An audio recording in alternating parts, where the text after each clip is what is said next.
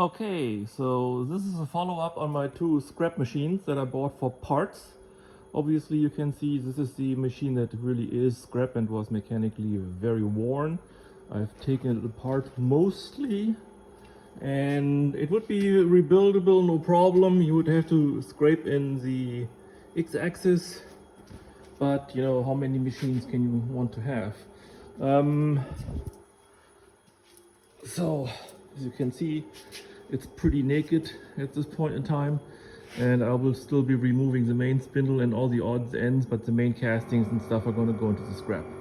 So, but then this is the electrical cabinet from that machine, and I'm going to be keeping that whole. It was a bit hard to remove because here at the bottom you can see this is where the amplifier used to be. It was almost impossible, really hard to remove, but I had to remove it because there's a couple of screws there that bolt the cabinet to the rest of the machine. But I can keep it pretty much complete for a while. I mean, this part of the machine does run. It does have the S5 PLC for the turret control, which I may still be using now. So this machine is basically scrap, but the other machine that also was given up on by the previous owner is this one, and look, it runs. It turns out that there was not actually anything wrong with it. It was operator error. They just didn't know how to reactivate the machine after putting all the parameters big into it, and it stumped me for a while.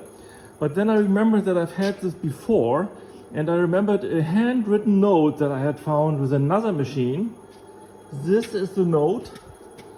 This is the part 2 of the parameter loading procedure, and then there's a handwritten note, and at the end reset the C-axis with M61. Yeah, and that's it. Because if you do a reset on this machine with new parameters, it comes up in the C-axis mode, and in the real C-axis mode you cannot turn on the spindle in the normal way, because at 18,000 impulses per revolution, per rotation, you cannot run the spindle at 5,000 RPM. You got to switch, you got to manually switch or program to switch into the 1024 impulses ROD, and that's all hidden up in here. That's where the ROD is in there with the 18,000 and the 1024 pulses. So it turns out this machine that was given to me, sold to me as for parts or scrap, is actually in good shape. Needs some work. I mean, there is noise in the Z-axis, and I already fixed some smaller things, but in principle, maybe I got lucky. Thank you.